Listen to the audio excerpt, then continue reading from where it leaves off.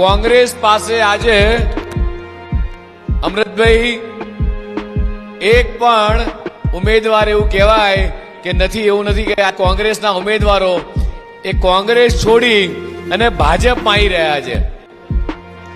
કોંગ્રેસની અંદર એ પરિસ્થિતિ થઈ છે કે કોંગ્રેસના ઉમેદવારો એ કોંગ્રેસ છોડી ભાજપમાં આવી રહ્યા છે. એ જ રીતે આખા રાજ્યની અંદર અન્ય પાર્ટીના લોકો એ ભારતીય જનતા પાર્ટીનો ખેસ પહેર. ધવલભાઈ ને કીર્તિસિંહ મને કહેતા હતા હમણાં ગાડીમાં, મને કે સાહેબ હવે લેવાનું બંધ કરી દો બધાને.